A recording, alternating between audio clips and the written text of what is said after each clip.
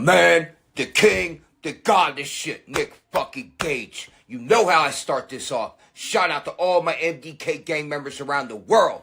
And I want to let everybody know, Blvd Bullies vs. the World is a podcast. Every Tuesday, 7 p.m. live on YouTube with my motherfucking boy, Larry the Legend. And what the Blvd Bullies are doing, they're trying to ignite a revolution. Within the fans to unite and make the crowds electric again. So check out the Blvd Bullies vs. the World. 7 p.m. live Tuesdays with Larry the fucking Legend. MDK all fucking day.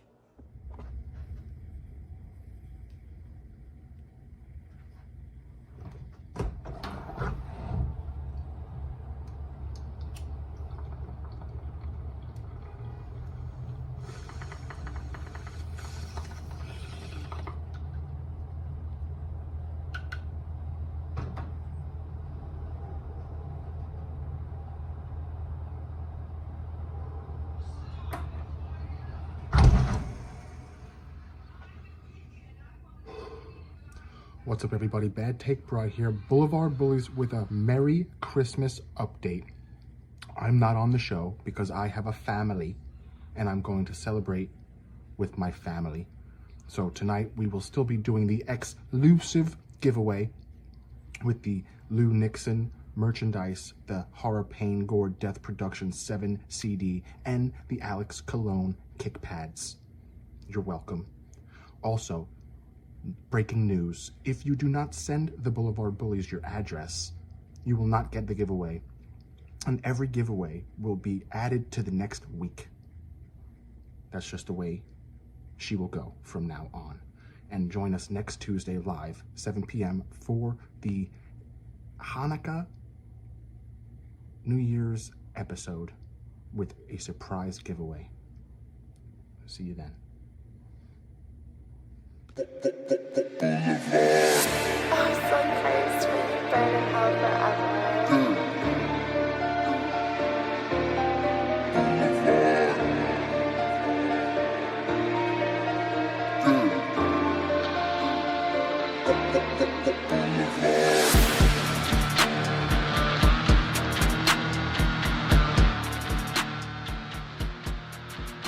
Hello, everyone, and welcome to the longest-running episodic podcast on the Blvd Bullies YouTube channel. Welcome to Here Comes the Lane. Ho! Ho! Wait a minute. Ho!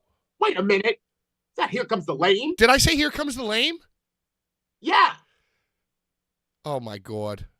You said Here Comes the Lane. I said Here Comes the Lame, which is a show that hasn't existed in 6 months. Yeah. Yeah. Oh, so- my God. Hold on. You know where you are? I'll try Do again. you know where you are? Hello, everyone, and welcome to the longest-running episodic podcast on the Blvd Bullies YouTube channel. Welcome to Blvd Bullies versus the World. Yow. Ho, ho, ho, holiday edition. You know what it is, Lar?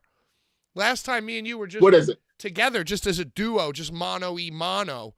We were doing Here Comes the Lamb. Indeed. But, Pat, truth be told, haven't we always just been a duo existing with other, like, planetary entities orbiting us? It's true. And you know what? God, shoot, Larry. He's going to make me cry. That just warmed my heart. Ladies and gentlemen, it's me, PK. Brian, as you saw in his previous message, he has a family. He's with his family. He did not get fired after last week's fiery argument. That was heated. It was heated. It was hot. It was blue fire. That was the hottest. The hottest. It was just styrofoam lit on fire, just drip, drip, dripping into the cauldron. Anyway, I'm joined by CCW Hall of Famer, former boat owner, Showcase Showdown winner, my wrestling father and yours, fresh off Cage O' Death, looking fresh, ladies and gentlemen, Larry the Legend. Can I just say, you know that we've taken off when I get a call from Emil J. GCW announcer MJ. Never heard of him. And I hear him in the background, fellow Sag. I hear him in the background going, I'm trying to get in contact with Larry the Legend. He's talking with his entourage because you know how we move. So he was with an entourage and he was like, I'm trying to get in contact with Larry the Legend. And I thought to myself, wow, I fucking made it.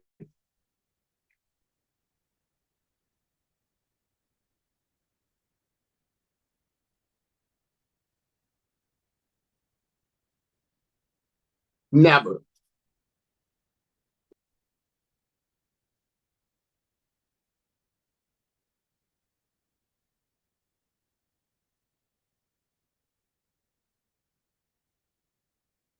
We paid. Nah. It's fine. Larry the Legend, Nick Gage.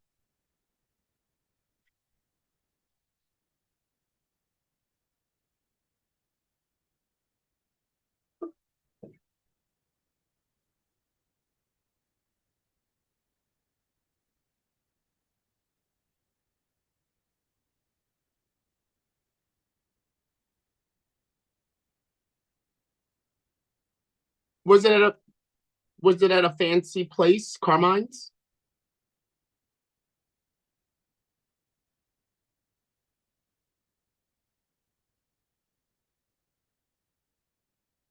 Okay.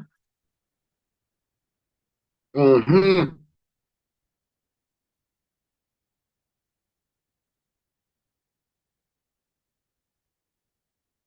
Nice. Home away from home.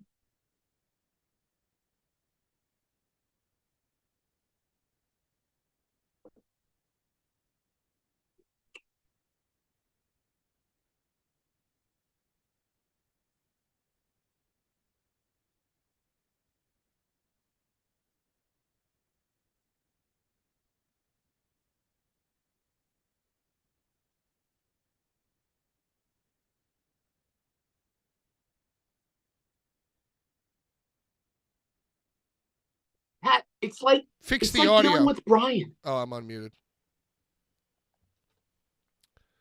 Hi, everyone. Welcome to the show.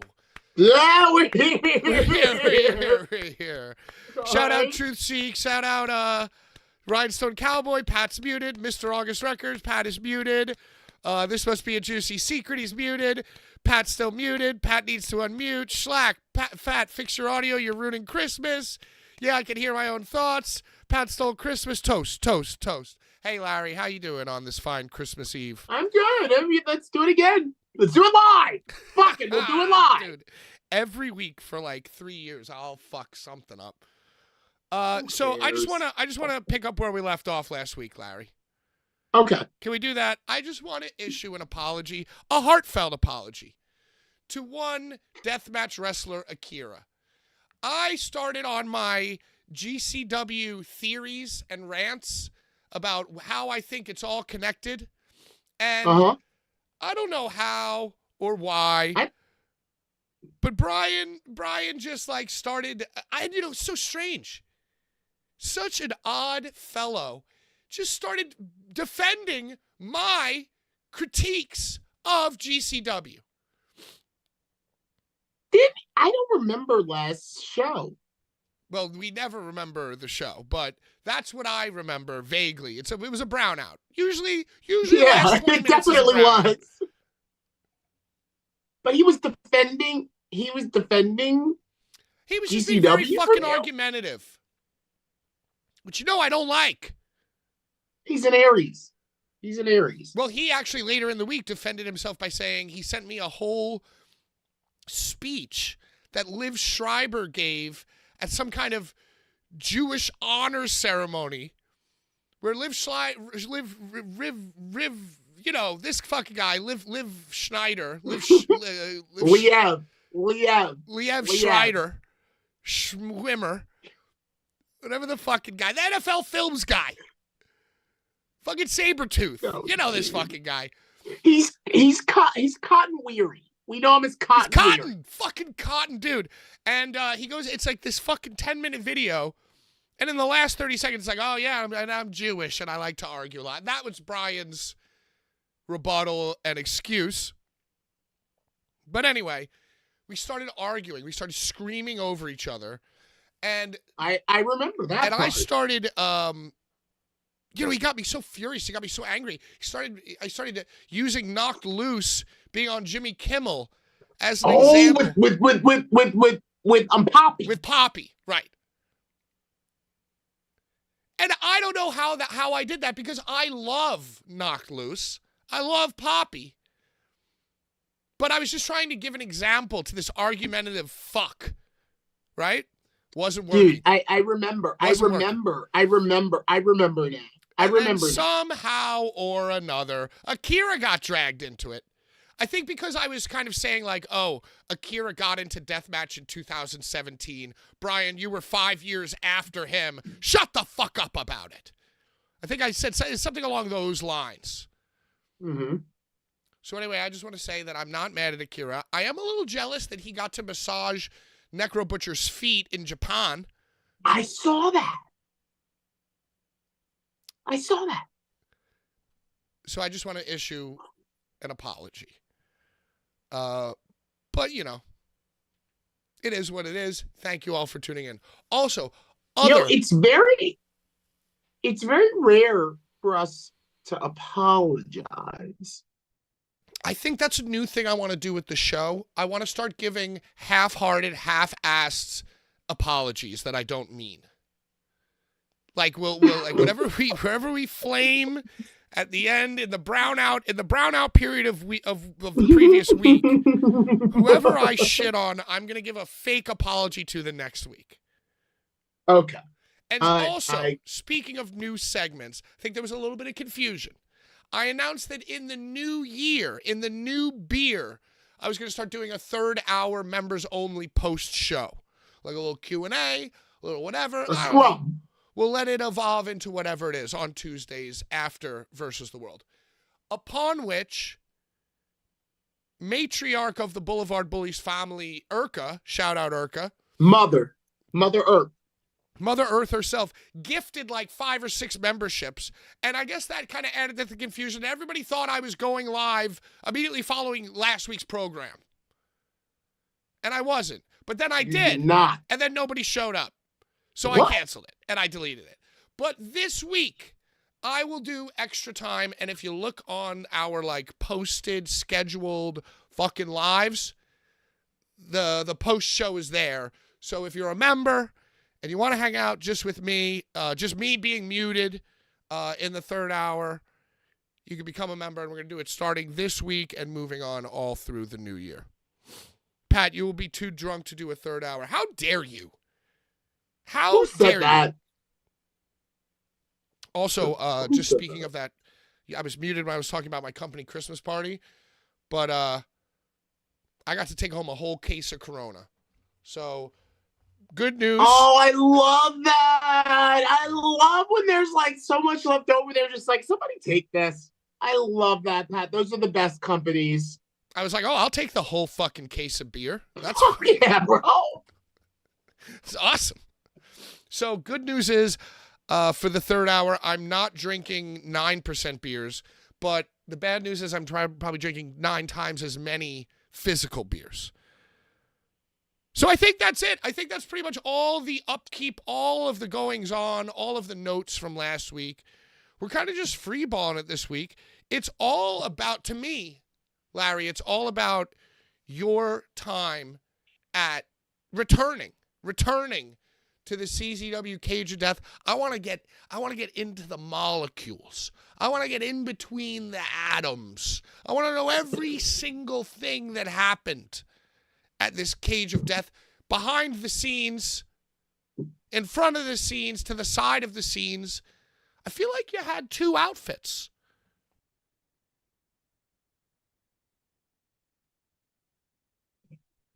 I did. I think, Pat, the origins of 2 outfits comes from Cage of Death 20, Mance versus Ricky. Onita and Masada versus DJ and Tremont. I think that's the origins of 2 outfits, just to make Cage of Death a little more. I think at Cage of Death 20, when Mance beat Ricky for the belt in Philly at the 2300 Arena is the first time I ever did like a costume change. And then I did it again at 21. Jimmy Lloyd versus Brandon Kirk in the cage. Our last one on Cage, 21. And that was in 2019. And I knew I was going to be doing it with Rosadia, the lovely Rosadia. And I encouraged her to bring the cheaper option, the multiple, more affordable I encouraged option. her to bring multiple outfits, and she didn't. She didn't. I encouraged her as an OG. This is Cage of Death. Bring more than one thing, and she didn't. But I did. And I kept with the tradition of 20, 21, and now 22. That if you watch those shows, Larry Legend does a quick, let me get out of this shit and put on this shit. So tell me about these outfits. I saw that you had more of a traditional. First of all, did you announce the whole show? I did not. I did not announce the whole show. I kicked off the show and announced the first six Oh, and participants in the scramble. The scramble. And then I let Rosadia do all the guys that as they were coming to the ring. It was like a scramble rumble. It was like a scramble rumble. Started with 6 guys. Every minute, another guy came in. And at first I was like, DJ, this is crazy what you're doing. But Pat, we're about the numbers. This was December 21st, a 21-man rumble because they're bringing the Wired title. I guess they still own the Wired title. It's a beautiful belt, and they're bringing it back. So it was a 21-man scramble. I announced the first 6 guys, and then Rosadia announced the rest of them as they were coming out. And then I did all the hardcore. So the world title match, Rosadia did. The tag title match, Rosadia did. The girls match, Rosadia did. Griffin versus Richard Adonis, Rosadia did. I did Redacted and Dimitri and Tarzan and JJ. I did Mickey and Judge. Do you understand what I'm saying? Like I did the shit that's like a legacy shit. And I opened the show up. Oh, and I did Swan versus Lindsay. Oh, I love that Swanee was there. Swanee looks like he took about 10 years off his age. Let me tell you something. In the backstage area, I offered to grease up his thighs. And in the past, he wasn't toned enough for you to bestow such an honor. But this time you were like, I'm ready to. Oh, no, Pat. This is a long-standing tradition. See, Richie's a dark-skinned black man, okay? And Pancoast, which is when I first started this tradition with him, has really nice lights. So one time he went out there and he was looking all dead skin over his thighs. And I pulled him aside in the back. I said, Richie, you're such a beautiful black man. I don't want you to ever go out there without your fucking thighs greased the fuck up. So I was like, listen, I always carry a little extra lotion or baby oil or cocoa butter or whatever. I'm sure. I have no doubts you do, Larry. This is painting a very. That's why a lot of my Instagram stories and shit are blurry because I'm always greasing my whole body up. Yeah. So I saw Richie and I was like, "How are those legs?" And he says, they could use a little attention." And right there in front of everybody in my tuxedo, I fucking squirted that lotion in my hands and I went up and down his thighs and his quads all the way back to the gluteus maximus just to make sure that if he was showing it off, it was gleaming. I love this. I am now realizing that this is what you do. This is your shtick. You always have lotion, and then you go to the beautiful black men and you tell them they're looking ashy so that you can rub their thighs. You're sick. Well, Pat, I just want to say one thing. Richie and I are both from Baltimore. And it's so funny because I went up to him backstage and I was like, I approached him and Lindsay and I got Lindsay's intro. And then I look at Richie and I go, and where do you want me to announce you from? And he like looks at me like Baltimore, Maryland. And I'm like, oh my God, what am I thinking? Yeah, I'm what were you not. thinking? I'm like, of course. I'm like, of course.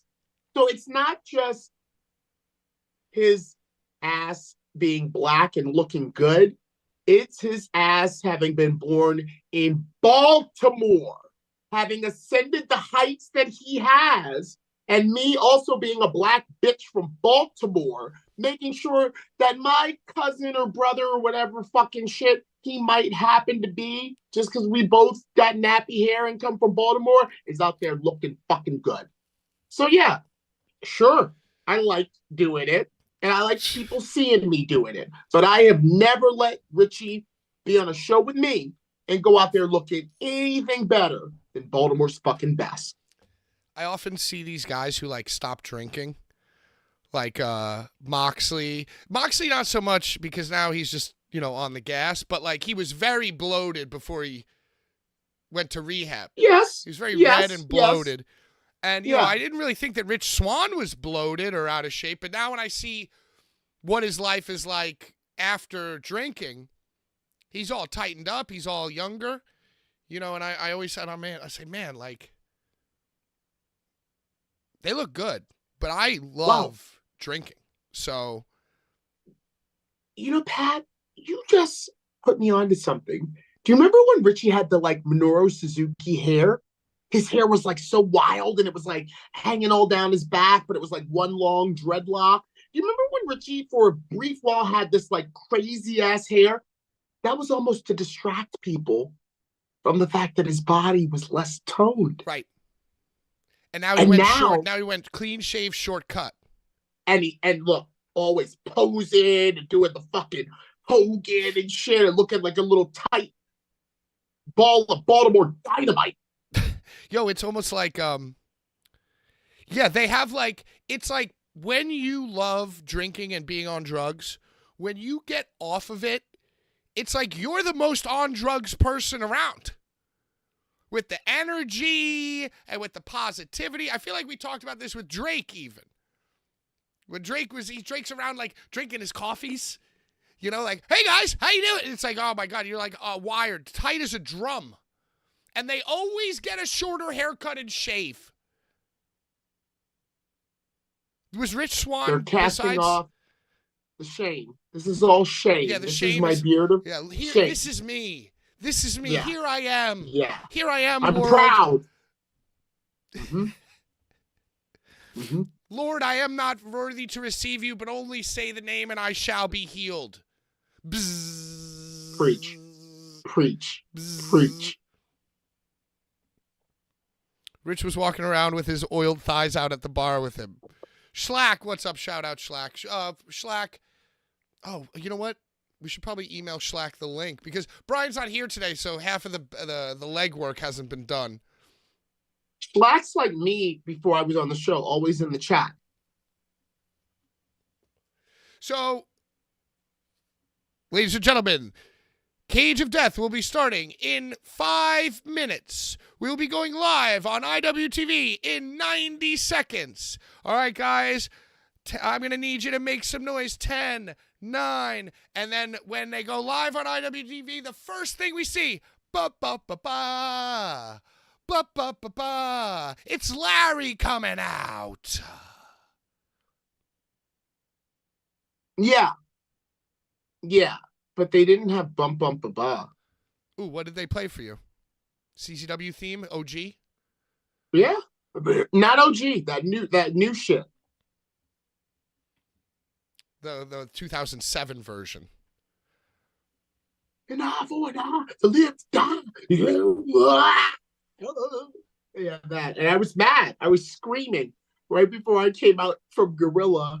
I was screaming, "The place is right, Will. The place is right." And he was, and Will, the sound guy at the time, just fucking didn't even look at me. I just saw his shoulders go up and go, "Yeah, go." Yeah, I'm doing it. I'm just pushing the button they told me to push. So you would have ranked. So come on, Larry, you're gonna scream at me. You're gonna go, and I went. So your choice of entrance music is definitely number 1, Price is Right, and then would you go number 2, CZW or Blvd Bullies theme? So see, I only go number one Price is Right for CZW because I was in CZW at the time that I won the Price is Right. Winning the Price is Right in CZW begat Ring of Honor. That's what got me the look from Ring of Honor and a little cup of coffee with Ring of Honor. But when I was on the Price is Right, I wore the same outfit to some show, some yard show I did at DJ's parents' house. A lot of people haven't caught this, but the outfit I wore on Price is Right, I wore to like, I don't know what it was called, Resurrection or Redemption. It's called CZW Redemption. And it was like a TOD fast forward or like a TOD like in the yard just because we can. And people didn't know this, but I wore the exact outfit I won the Price is Right on to do that show. So CZW's is the Price is Right where I went to come out to that. Well, and they also Any had other a time, it's sweet 3/4 sleeve shirt of Larry Legend and Price is Right font that I regret not buying when it was out. It's still out. Oh, it's still out? There's still version. No, you can buy that. Santa, Buy it. dear Santa, I gotta promote it. I don't promote my shit. dear I don't Santa Claus, if do you it. can hear me, extra large 3/4 sleeve Larry Price is Right shirt. It wasn't, but bro, hold also- on. You're misinformation. You're giving fake news. The prototype was 3/4 length. The actual one was like an actual long sleeve baseball tee. The actual one on CZW Wrestling or CZWrestling.com is a long sleeve. It was a full baseball. Tee. Yes. Yes, sir. But gold sleeve Yes, black sir. baseball, if I'm not mistaken. Yes, sir. That's It's still those are available. some dope colors. I'll get it for you, Pat. I'll get it for you because you're my son. And it's Christmas. Thank you. And Schlack in the chat, if you could get me that long sleeve thing about the Schlack with the money, whatever, Jamaica Avenue t-shirt you released that I should have bought. It's an awesome shirt. I was with him at XPW and I should have bought it right then and there and I didn't buy it. I was like, I'll get it next time. I need Don't sleep. I Get need this drug shit while money. it's out. All right, I'm not out there quickly, on the just mic. Truth Seek says, I want to keep going on Cage of Death. Truth Seek was there. Boots on the ground. Cage of Death was awful. Besides the last few matches. Larry, you did great, though. Literally all CZW students in non-death matches up until the co-main event. Kenta and Rich Swan's matches were cool, though. No Okay. AC, too. He must mean heat. The place was on the boardwalk, and the doors opened to bring the cage in. It was like 30 degrees inside. This was collaborated by Schlack, who said it was 15 degrees. So you can imagine what Rich Swan's oiled thighs, they were probably quivering at the touch. Larry, was it cold? There's a point where Rich Swann actually says during the match, "It's cold out here." There's actually a point during the match. It's very early on. I think, let's say, Luke-de-Loo's Rich, and then he's on the outside, and then he's gonna climb back in, and he climbs up on the apron, and I hear him say, "It's cold out here." Yes, it was very cold. And Schlack, when they had the doors open to get the cage in, he's probably right, because he was right over there by that door. And right by that door and the ocean and Atlantic City, it was probably close to 15 degrees. Ugh. It was not pleasant. It was not pleasant. Only Brian But it was a says- beautiful venue. It did look beautiful. It did It look was like a a beautiful venue. Now you're saying it was on the boardwalk. Like, give it to me relative to like the GCW showboat. Like. Now, interestingly enough, do you remember like when we had Sean on and we would talk about the GCW shows because he would go to it? He was like, GCW has gone from the showboat, which was kind of like a signature arena on 2K, the showboat. Yeah. So now just like a white void. Just a concrete Just like a room, white, like a parking just a garage. concrete room with banners all around it. And it's like, GCW. DJ, who we all make fun of and say is dumb, has pulled off in the last month of the year the most stunning venue that no one knew about, that no one had run, to me, that almost made the fact that there was only about 200 people there. There was only about 200 souls assembled, Pat. It was cold. I was kind of like, yeah, but kind of a tip of the cap for this fucking shit. It's December right now, but if DJ secured this shit and we're thinking TOD out on the pier, oh, in August, if we get, or June. I mean, it did look like a Man, very nice venue, but the chairs did not look comfortable. They looked very uncomfortable. They looked like dinner chairs, like living room, dining room chairs. Banquet. Yeah, all banquet, straight back banquet chairs. Wedding banquet. I'd prefer wedding chair. I'd prefer white wedding folding. At least you could lean back a little bit. No, these were all zip tied together, ain't moving, the buildings. And probably from some other part of Atlantic City where they were like, we can't take this shit. And they were like, well, we're going to do some shit. Leftover COVID chairs that weren't burned, probably. Cold ass building, not a lot of people, but a hell of a fucking venue. Bro, and hold on, I just want to say one more thing about the venue. Like, it's like 3 floors. It's like a balcony where fans can be if we filled it up, and then a whole nother 3rd floor that some very prominent people are occupying the space of on the 3rd floor. We were told specifically, do not go to the 3rd floor of this building. That's where Shannon was hanging out. Oh no, a different boy. That's right. Pat, you might laugh, bro. DJ told us not anybody under any circumstances on the 3rd floor except Jimmy.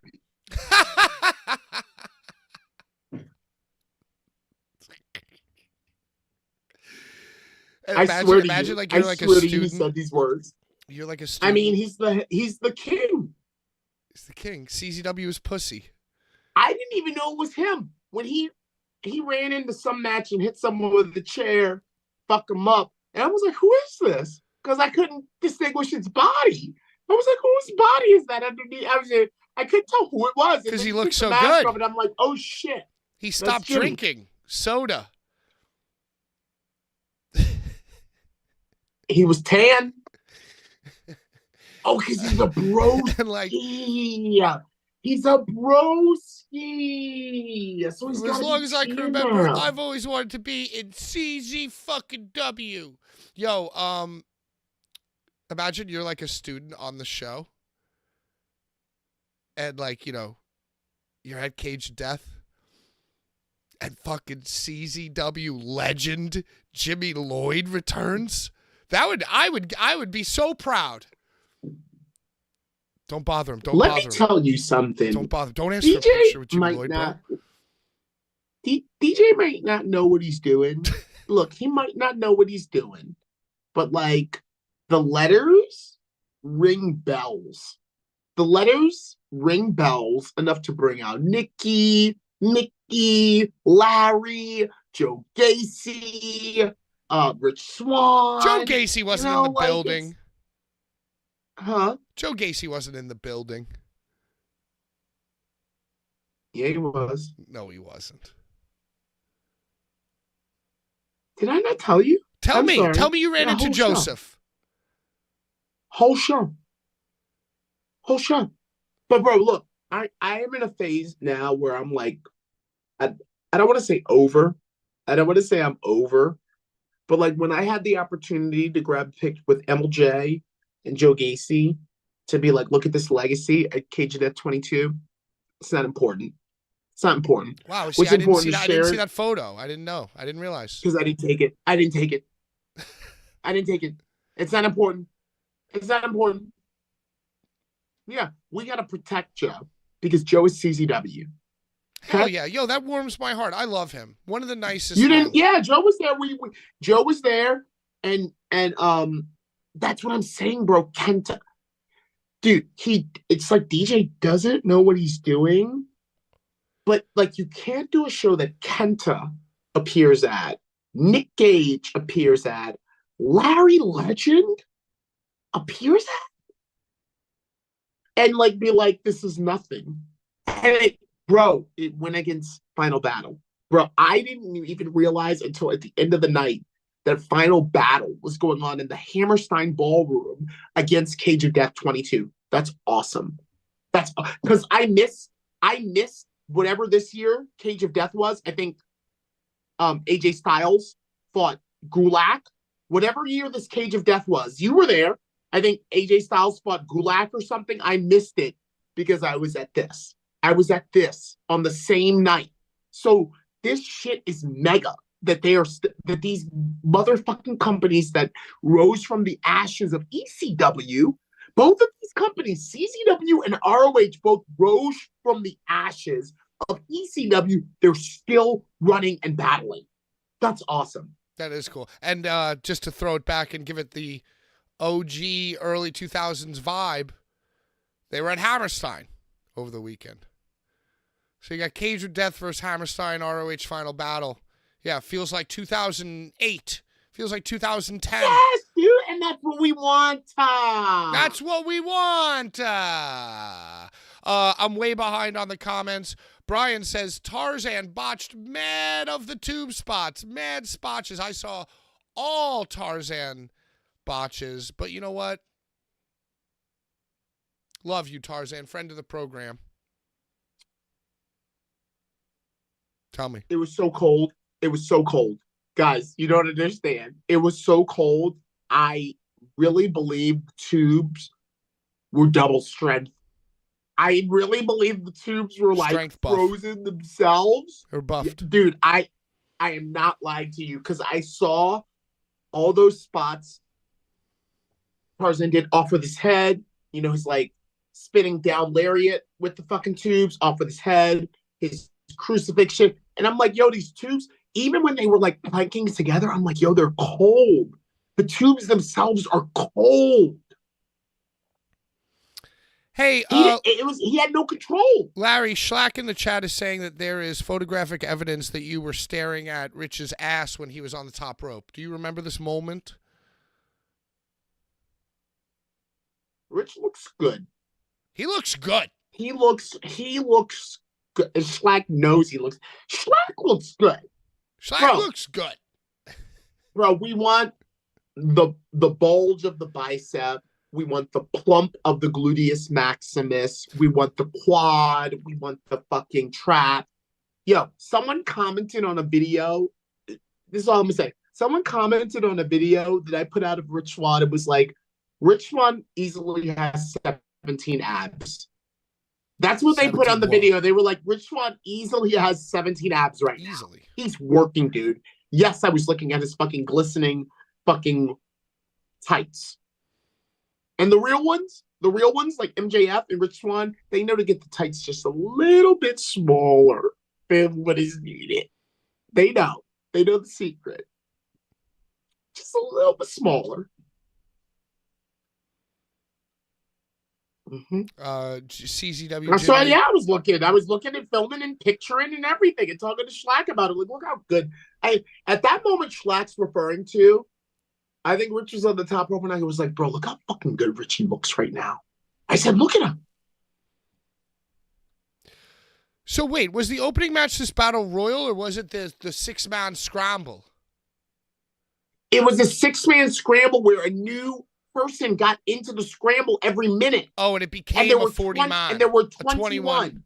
40-minute scramble with 21 people completely killed any energy. I mean, it was a lot. Yeah, everybody's complaining about the students. But hey, I mean, what are you going to do? It's like, I don't exactly mind that. And, you know, another show that took place, the show that probably fucking won the weekend, honestly, was the one that Rhinestone Cowboy was at, the Hog Show. You see the clips? I have seen a lot of media. I've seen a lot of media from Hog.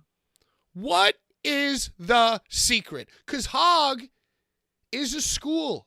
Hog follows a very similar model as well. You know, they have the students run the opening matches. They have the students, the lesser students do ring crew. And then they basically do an indie show with like a really huge name at the end. Yo, that place is always fucking packed. You need the students to sell the tickets to get the people in the thing. No. Well, that, yes, but you also need a billionaire backer. And although we don't know who Circle Six's billionaire backer is, let me remind you that HOG makes him say, I was trying to na figure na that na when you na. started getting to that, I was trying to think, my mind was racing so that I could interrupt you with the song, and I fucking couldn't get there in time. Hooty hoo! I'm with you. Yeah. Yeah. He's the one that backs them. So Osprey's fee, Kenta, whoever they have, private party's fee, Hardy Boys talk this with Tony past Khan. weekend. Can you imagine Tony Khan getting hit up by Master P or his people? He bows down immediately. Yeah, but I agree with ZM Zoe here, saying P isn't hands-on anymore. Hasn't been for a while. But, I mean, I'm sure the checks are still... The money. It's the money. They got a cash flow. He's not like... They got a flow. Yeah. Make him say, Mm-hmm.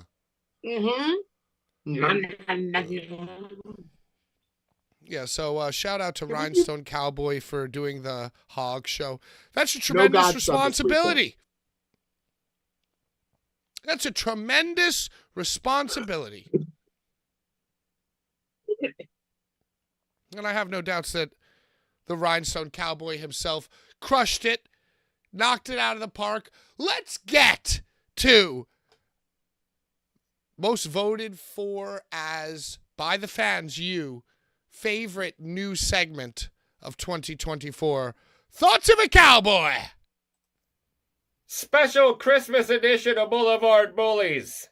Let me tell you something. I'm in the Christmas mood, let me tell you.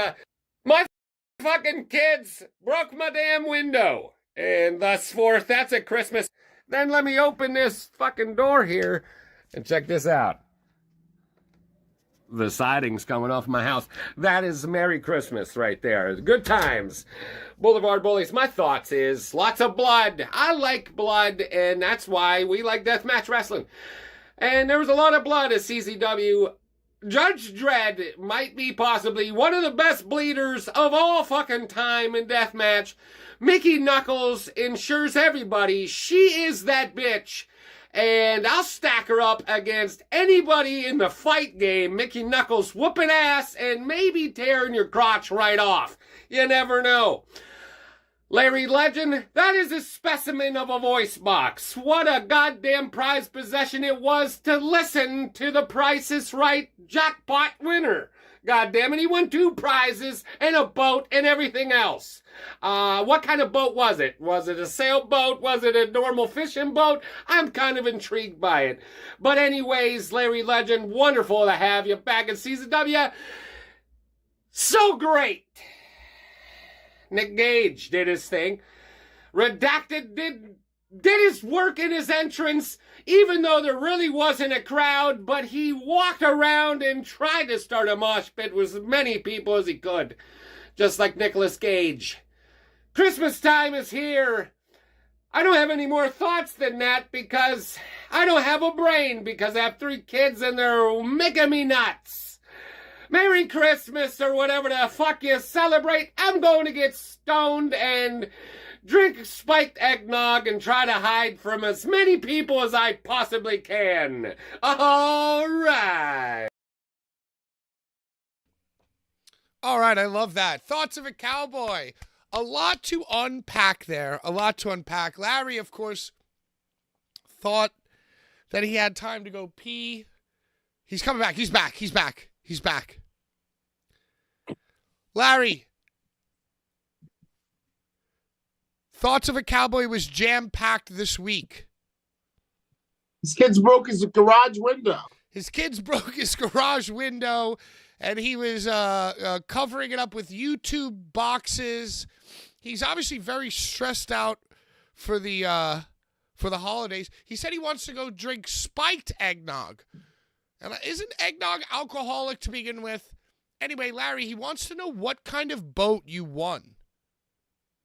Was it a sailboat? Was it a fishing boat? Was it a like a speedboat? What kind of boat was it? It was I think it was like $19,000. It was a $19,000 boat, but I only got 10 grand from it. I only got 10K from the boat. Why? And Because that you got to pay basically the offset tax my and you got to pay the transport it fee. offset my taxes. It 100% offset my taxes for everything that I won.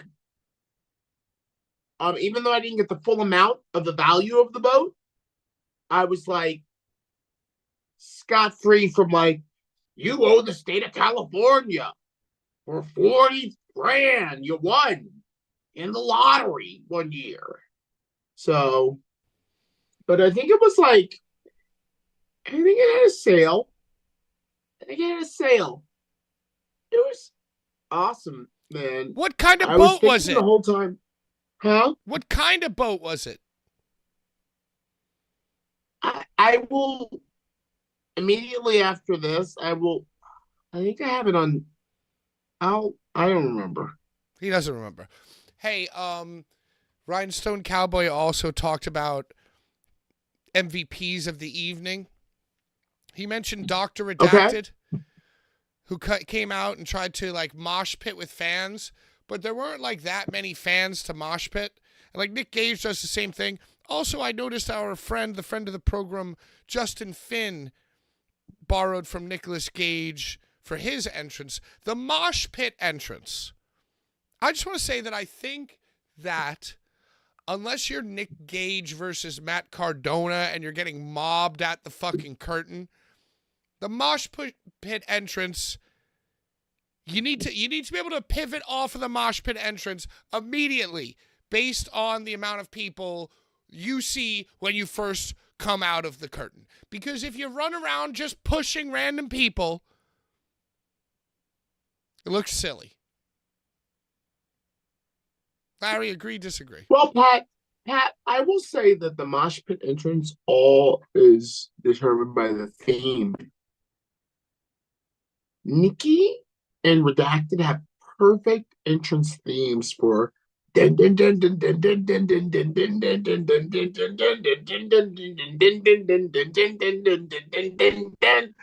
people are already like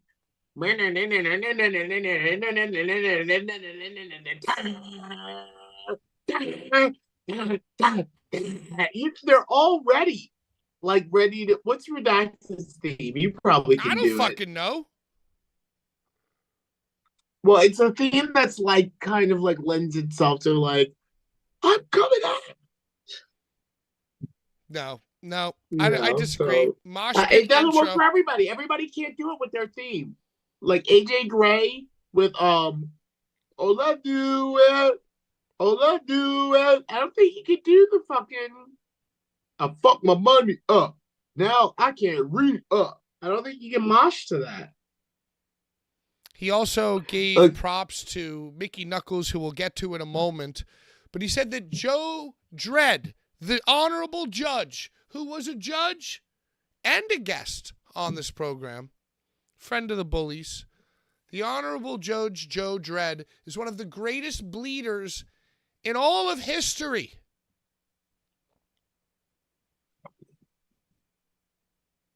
And I guess that just made me think, who are my favorite bleeders today, in yesteryear? Who was great at always getting consistent good blood? What are some of the greatest blood jobs in history? You know, you think about Stone Cold Steve Austin. Think about Eddie Guerrero. Think about maybe even Shawn Michaels a little bit. Crimson Mask, Hell in a Cell. Those are just some off the top of my head. Great deathmatch bleeders currently. Hoodfoot. Judge. Who else? Maybe Redacted? Who do you think, Larry? Great bleeders. Greatest blade jobs. Great times to be a piece of blood.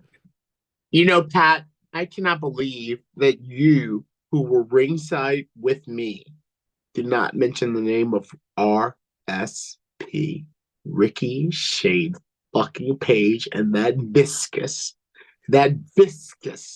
Oh, when that he he almost wore. chopped his own forehead That- off? That he wore.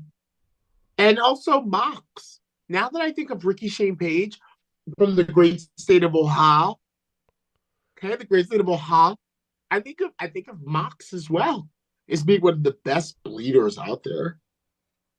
Yeah, but when I think of Mox, I don't think of an iconic blood moment. Oh, I guess the brain damage Sawzall.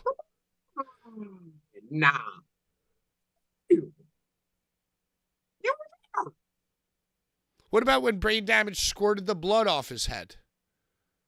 Squirted. Another great moment in the history. Another great moment in the history of blood. Great. Well, it Another started great- with, I believe, Sexy Eddie lacerated his forearm and realized that when he clenched his fist, he could make it squirt like 6 inches in the air. You know this. This is a great CCW moment as well, Larry. Yeah. Can I just say, we have got to give the devil his due and talk about that image of Ian Rotten that we all used to see in Pro Wrestling Illustrated and Pro PW Insider. The image promoting ECW back in the day. And it was usually black and white. You rarely would see this image in color, but it was of Ian Rotten in the Taipei death match with Axel Rotten, two of the fucking Mount Rushmore niggas and The a lot of brothers. people's. The brothers. Yes, the bad breed, the BBs, just like the Boulevard Bullies, the BBs. the BBs. The Okay? BBs. There's an image of Ian Rotten, IWA Mid South, impresario. He's got the fucking thing, and he's doing the Triple H stuff. You know what I'm talking about, Pat? He's doing the Right. He's like squirting it out. Yeah. and it's just like, what is this company where this guy's bleeding this The bad? Crimson Mask. I want to know this company. Yeah. So yeah, you're right. Shawn Michaels with the placement of the blood. Eddie Guerrero also is another one. That Well, Eddie needs to be Guerrero, I just mentioned. think, just had a lot of cocaine the night before. And his blood was like tomato sauce colored water. Just spewing. It's like when you spill something, like you spill a full glass of something, or like you spill a mug of coffee, right? And you're like, oh, okay. Like if you just look at the mug of coffee, it's just a few ounces. It's like 5 ounces, right? Yo, that shit will go all over the counter. It just won't stop going underneath things. It's like, wow, I spilled this small cup of liquid, and a little everywhere. a little bit of liquid. Like if you spilled that, it would be a massive problem. Yes, I think that both Eddie Guerrero's JBL chair shot, Right. I think it was JBL, and Austin's Bret Hart toss into the bell or whatever. Yeah, he got the Both bell. Both of those are so masterfully done because the camera switched to their close-ups just as the red groovy was starting to flow. Just The as flowing, the red the flowing. groovy was starting to like really fucking like. What are some other great moments when you see it, like when you see they cut and it's like just starting? Like I feel like Drew McIntyre had that in Hell in the Cell this year too, where it's like he's doing the blink and you see the groovy start grooving, you know. But yeah, but just to keep it to deathmatch, keep it to underground stuff. You know, Sexy Eddie squirting the arm into the own mouth. I believe that was at a Tournament of Death. At the very least, it was an outdoor show. Yeah, that was at a TOD. And then it was like I remember thinking that's the craziest thing I've ever seen. And then I believe it was Brain Damage 9 effing years. I was there in person. It was one of these. Where we were like third row.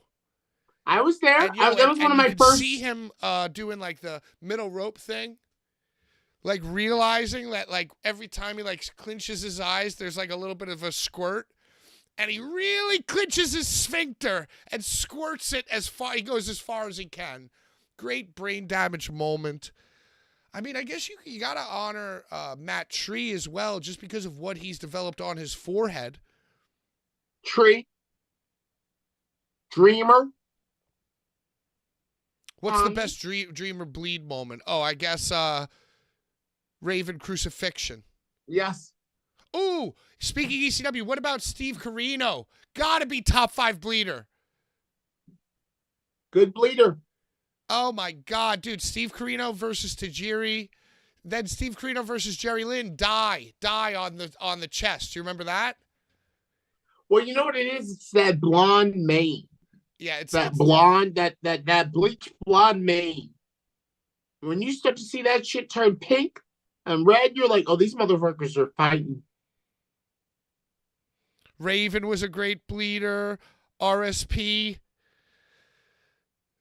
Yeah, Steve Corino. To me, Steve Corino, that was like one of the main. And then, you don't say Mick Foley because a lot of the great moments he had the mask on, but there is that image of him with the mask off after Royal Rumble 99 where he's just, it's like a fucking Renaissance painting.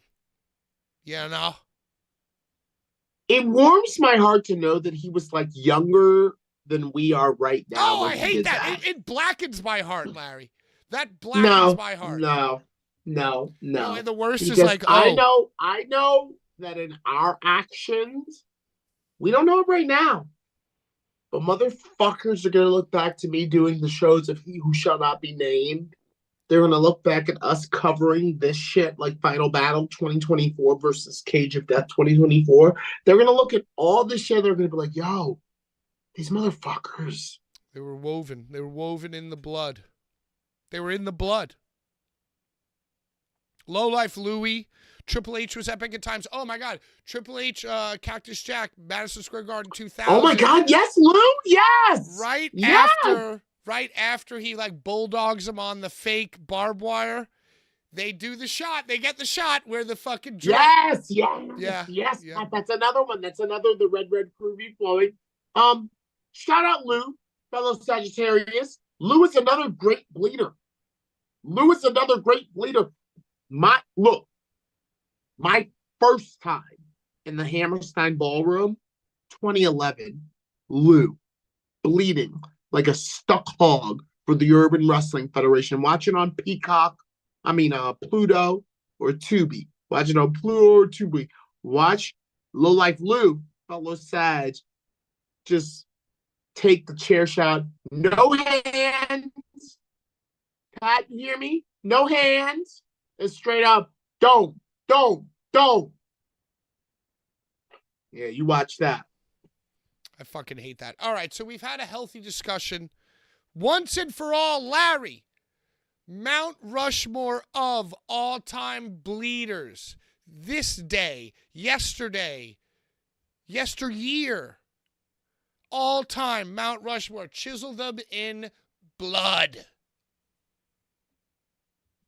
4, not 5, like our guest the other night.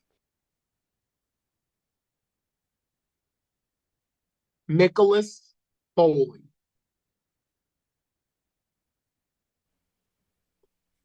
Kasai Jude.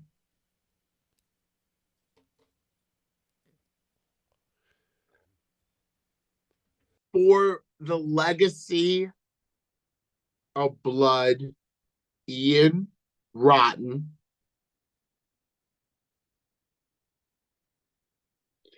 And for the fact that he's a Larry like me, Abdullah the Butcher.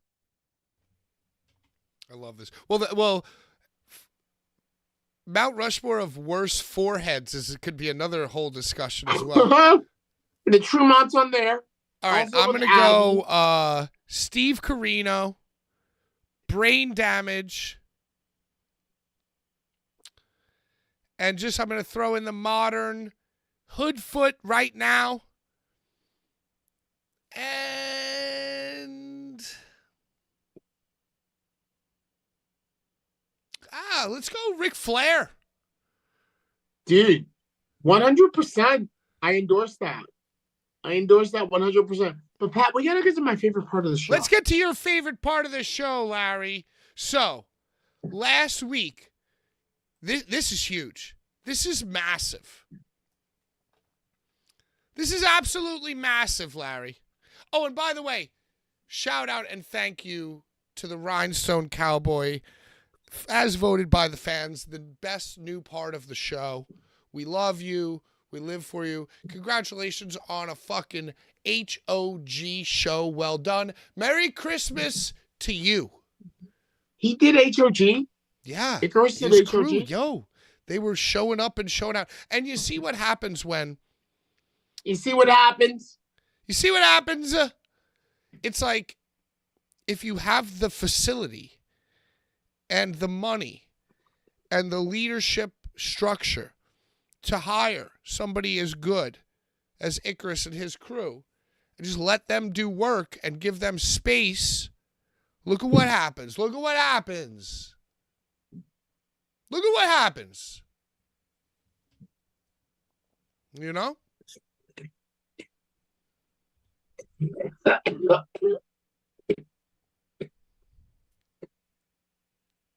Yes, although Icarus himself, as grand as he may be, cannot combat the elements of being in a KKK field, like for IWA Deep South. You remember? He did there not. was a lot of scuttlebutt about how Icarus couldn't. Oh, jeez. How The dare audio, you? I'm trying to pay a compliment. whatever. Why are you being a bad guy? Because I'm a Sag. Why are you being a nasty fuck? I'm just kidding. I love Icarus. It's my favorite part of the show. It's my favorite part of the show. So, yo, last week we dropped a Christmas bomb. We dropped a Christmas bomb on you. Not only are we doing the exclusive giveaway featuring a care package that Lou Nixon himself sent to Brian, thanking him for making fun of his massive forehead and receding hairline that woke Lou Nixon up in the middle of the night after reading Facebook and said to himself, you know what, I'm going to shave my head. I look a lot better. Thank you, Brian.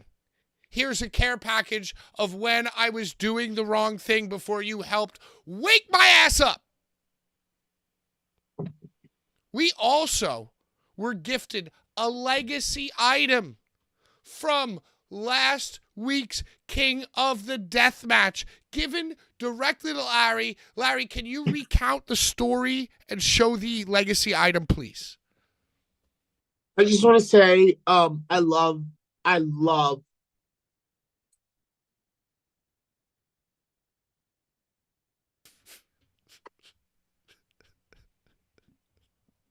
Yo, listen to me, Pat. I know you're laughing. I knew you were going to kiss them. I knew you were going to kiss them. I love Alex Cologne just like I love Joe Gacy. Because Alex Cologne and Joe Gacy, listen to me. No, my Rob Black now. Listen to me. Alex Cologne and Joe Gacy. Well, if you're Rob Black, I'm Jimmy Controversy, and I'm listening. He was there. Yo, also, shout out Jumbo Man, who refereed the fucking main event! Oh my God, you're blowing my mind right now. You All right, favorite part of the show, favorite part of the show, favorite part of the show. Now, bro. Jumbo Man. NYWC faithful fan is somehow or other the referee of the Cage of Death. The Cage of Death. He's a regular Nick Papa Giorgio now. Yo, Ed, you know what's so funny? Did you see the clip where they're setting up for the final spot, like the double Russian off the top, right, or whatever? Jumbo Man's counting them. Like, come on, guys, get down. He's just so robotically. Hey, come on, 1, 2. It's like, okay, Jumbo. I mean, thank you. Thank you for doing your due diligence. Thank you, Jumbo. But he looked yeah, good at that counting him down CZW. from the Cage of Death. Ain't no rules. Ain't no count No, he was down. counting. But, you know, hey, look, it's a big moment for him. He got a little nervous. I honestly, until you just brought it up, didn't even realize how significant it was for me. Also, I want to say, Rich Swann was not the only motherfucker that I greased up in the backstage area. Jumbo Man as well. Randy Summers needed some bronze. Randy Summers needed some bronze on his back and his lower lumbar. And he knew if there was a motherfucker that was in there that would be glad to bronze that back, it was Larry fucking Legend, and I did. Now, did you go glove or gloveless? Did you go glove or gloveless? Dude, never a glove. Never a glove, Pat. You raw dogged it. Dude, always. And you know what? Randy actually got greased up and bronzed up before I got Swanee looking right. So I was a whirling dervish of grease. What did Milk Chocolate do at the show? Did they have a good showing? No, they didn't. No. But they were properly greased, at least. Oh, don't have giveaways. Hey, okay, so can you tell the story of the kick pads? Bring everybody up to speed. Tell us what the honorable, the legendary Alex Colin said to you.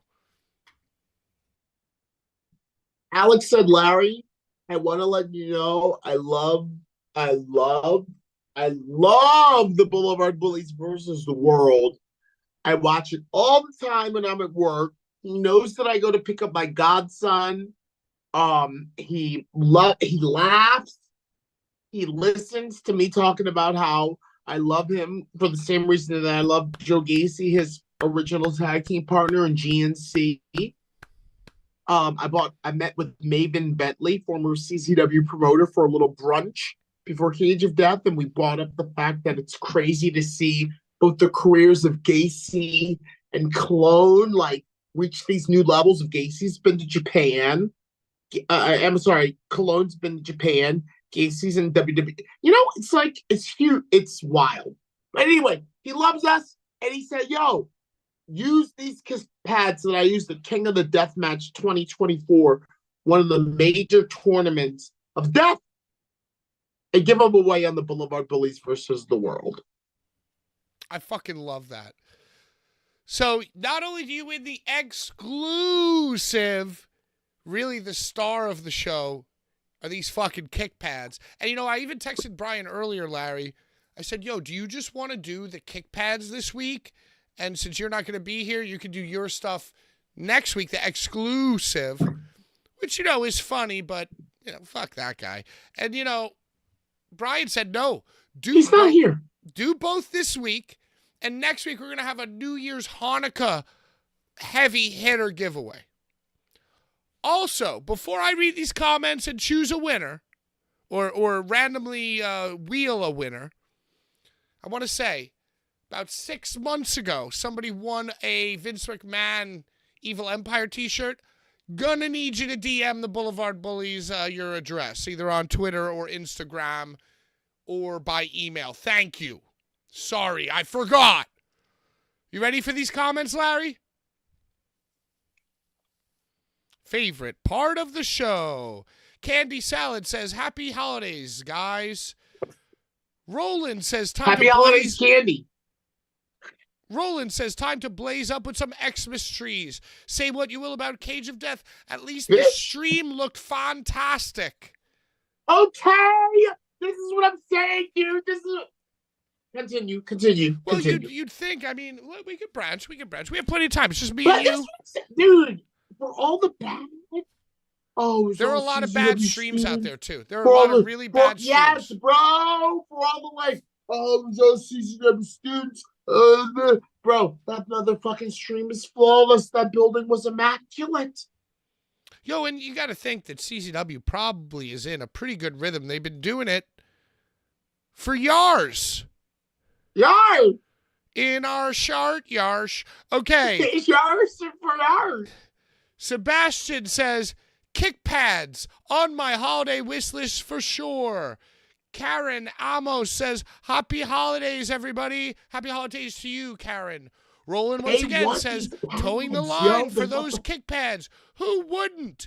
I don't want to wait any longer. Oh, shit.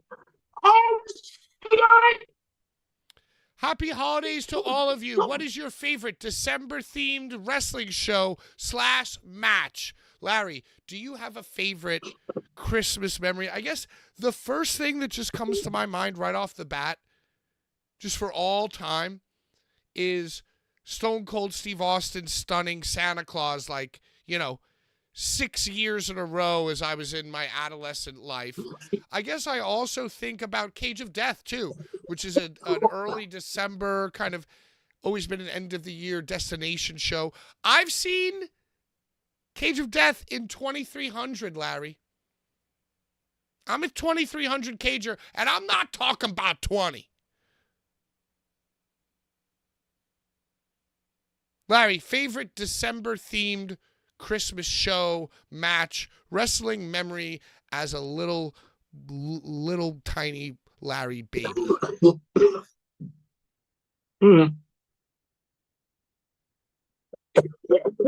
This is hard. This is hard. Because December traditionally, oh my God, Joe Gacy's going to be here soon in Baltimore. Anyway, December's not typically like a month for wrestling. Shout out Juan. Juan in the chat. Shout out Juan, the driver. Shout out Juan. Larry, I got Juan for Secret Santa. I bought him an air fryer. I think I hit it out of the park. I think I did a good job. Don't say it. Don't reveal. No, I already gave it to him. Oh. Hey, shout out to you for upholding the sanctity of Secret Santa just instinctually. Shout out. I work as well. Yo, Armageddon, WWF Armageddon. That was a major December pay-per-view. Bro, okay. So just from the name of it, the December to Dismember, got me oh, December.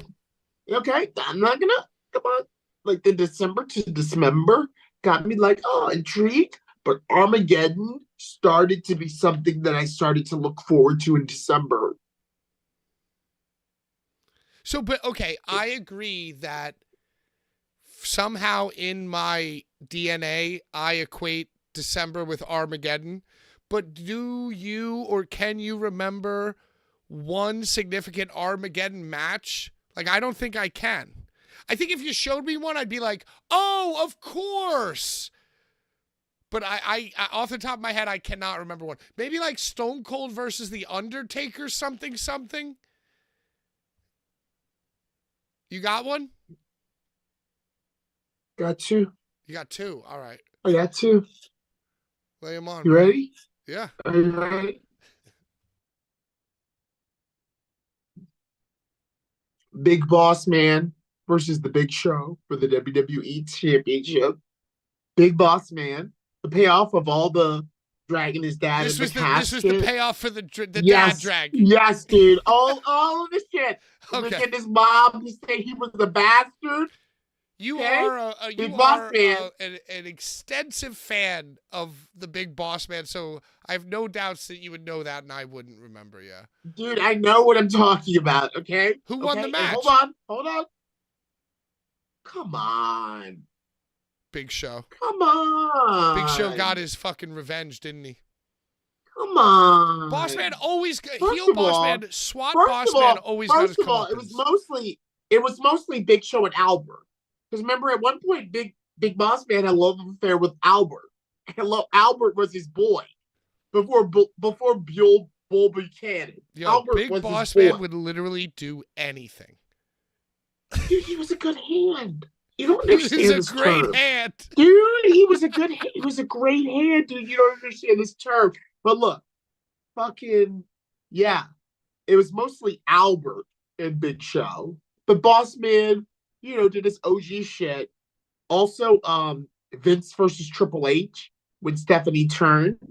When Stephanie revealed that, oh, I'm actually with Hunter. That was in Armageddon. And last one. The first ever 6-person Hell in the Cell when it was Rikishi, Angle, Austin. Help me out, chat.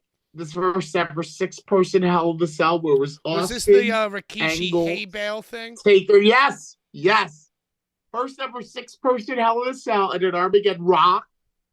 And this was after I did it for the people. I did it for the Rock. I did it for you, After Rock. that, Yo, I was so heartbroken about Mick Foley's 98, 99, 2000 WWE run that I stopped watching immediately following WrestleMania 2000. Bro, I love you so much. Listen, for Christmas Eve, everybody's present is this. I love you, Pat, so fucking much for revealing that to me, because I was just mentioning to someone that Mick Foley and his arc in WWE is the reason that I am a pro wrestling ring announcer today. Yo, same What here. you were talking about, what you were talking about that made you stop watching impacted me so much that I was like, I cannot keep paying for this shit and watching it like a fan. I have got to be a part of it.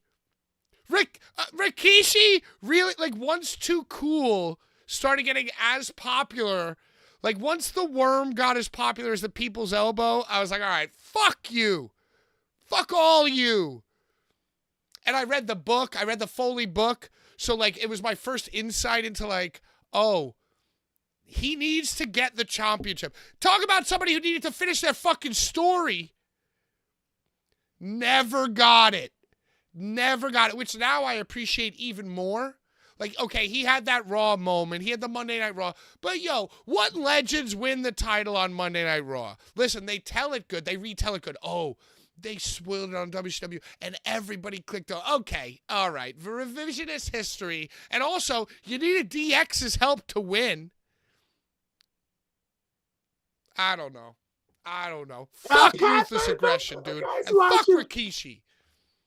And fuck Armageddon. Whack-ass pay-per-view. Back to your favorite part of the show. Card stories. Happy holidays to all of you. What is... Oh, I already read that.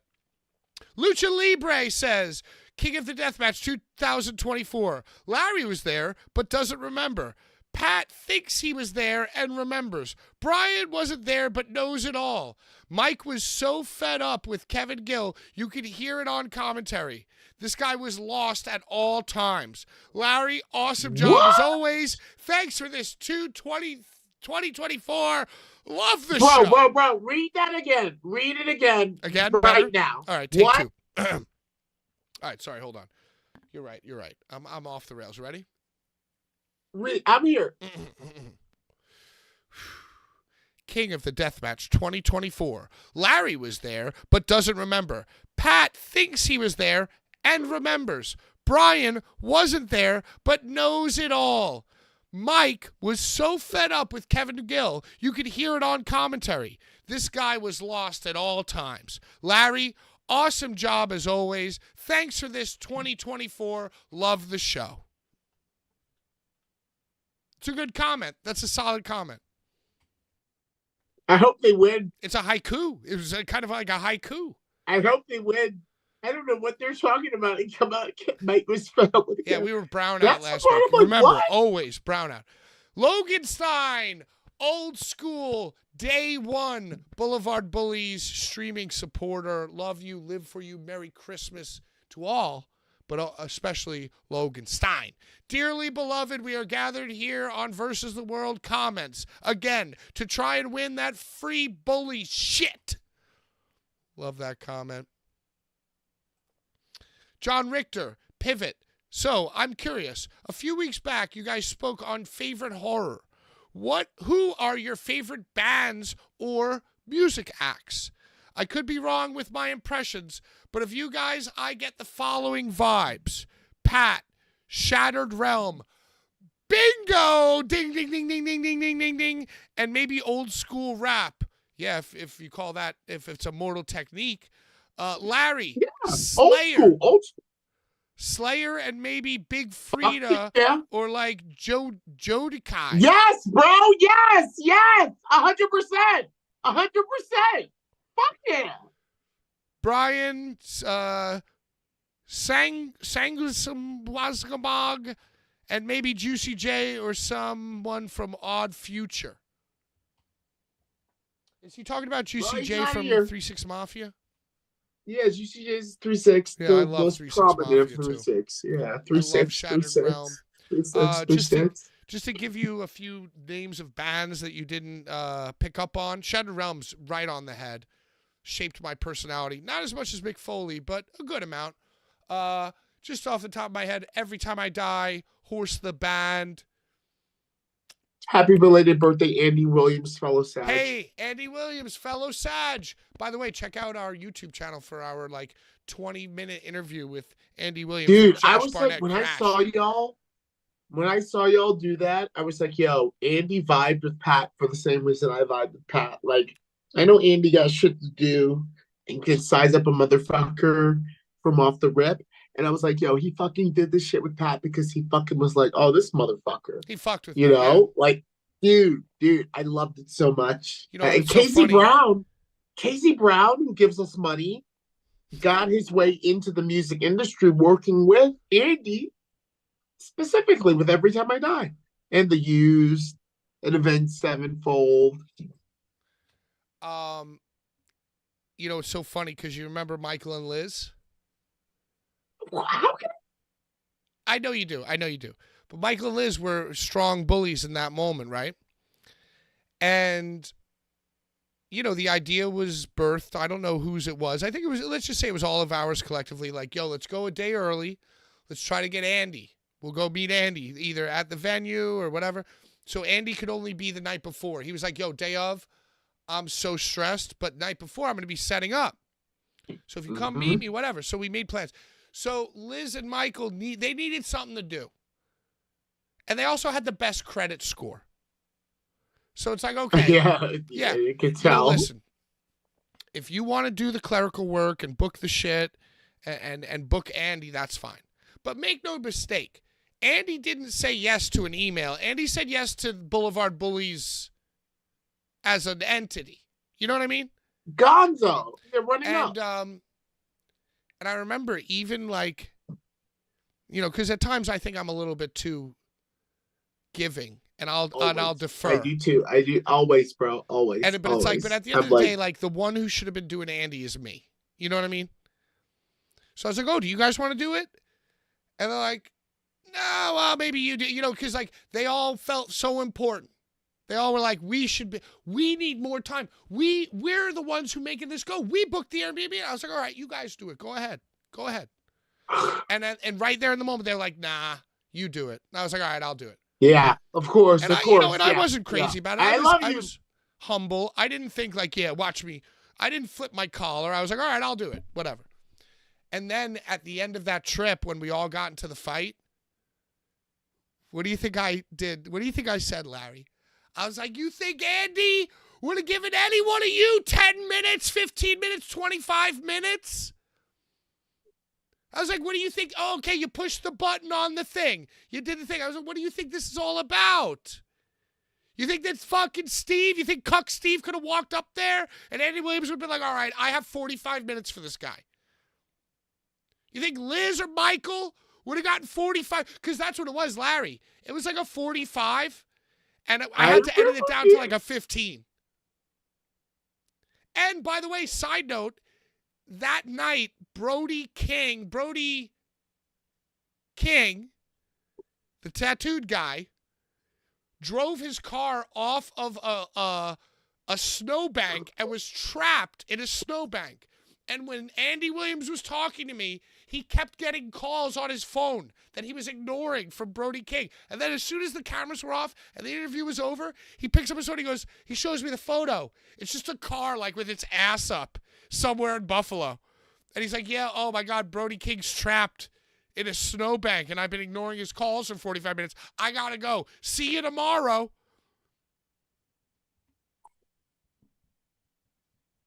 Bro, just like you and DJ on the top of the scaffolding. So dangerous. Just like, so bro, stupid. you understand what I'm saying? Just like me doing Cage of Death 21 and 22. You feel me? I did Cage of Death 21, which would be Lord and Brandon Kirk, and Cage of Death 22, with Nicky Knuckles and Judge Show Trent. Bro, you're not fucking with us, bro. Yo, and you know bro, what? MLJ, I know you hate him. Bro, I don't know who I he fucking is. kind of was like, I couldn't believe MLJ got on commentary for KG Nuts, dude. I fucking popped. Because DJ's too stupid to be like, no, fuck out of here. Bro, DJ's doing too much, Right. bro. That's what DJ's doing. He's all over here. He needs a heater. His He needs a knees heater. hurt. His knees hurt. He's fucking doing all this other shit. He's dressed as a and judge. somehow or other, MLJ got on that fucking show. It's ridiculous. So stupid. Dude, I couldn't believe it. But he I was took the Servino seat. And you know MLJ and fucking Servino's interests have some kind of Venn diagram. There's some kind of middle ground there between those two fucking weirdos. Anyway. Well, MLJ did it the right way. MLJ did it the right way with Twitter After Dark. Oh, yeah. Okay. All right. Remember? Bro, it was good to see Hokey. Pat, it was good to see Hokey. All right. Hey, shout out Hokey. I was making everybody laugh. The first Servino. At the pre-show meeting. I was making everybody laugh because I was in my 100% Pat bag. And everything DJ was saying, I was like popping for like real big. Like when he was like going down the run of the show, I was like doing like these comments, like just like, what? You know, hell yeah. So hard to me. Bro, they were like, Larry, we're so glad you're here. Like, you know, can you imagine the way DJ is at that pre-show shit? He's like, you know, Triple H. 100% Triple H on top of that. You understand? And I'm like, fucking, yeah, dude. And I'm like, what? By the way, you know, side note. It's all quiet. It's all quiet. And I'm like, what? And DJ's like, Larry's with us, guys. And there is like, Larry's Larry. Hey. Pretty much this guy. Side note, that's a big December memory giveaway? of mine, Are we too, doing because... giveaways? We branch so much. Do the giveaways, Pat. We branch. Okay, we branch. Do the wheel. Brahala says, Akira is trash. I agree with Pat. Hell yeah, dude. I officially take back my apology. Now that I realize that one person agreed with me, yeah, fuck him. Don't work yourself into a shoot, Bri. Had me laughing because we were yelling at, but we were screaming at each other at the end of the show. For the love of God, a.k.a. only Schlack, please let Larry fucking talk. All three of those comments are from Brahala. There are three of us. There used to be four.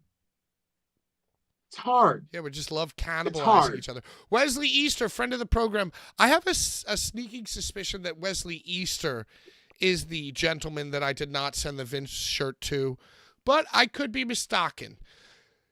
That one other dude on commentary on King of the Death, which mad annoying. Not you, Larry.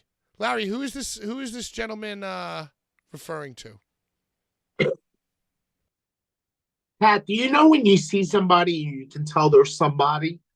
You know the vibe. When you see somebody and you can tell there's somebody. Everybody sees somebody sometimes. Well, there was this guy who had a spider tattoo on the side of his head, and he had a mohawk, and he had a King Diamond varsity jacket on. People who do those things usually want to be recognized as somebody, yeah. So, a lot of the times when my voice was weak, you know, I'm 43 years old and I've been doing this for 22 years.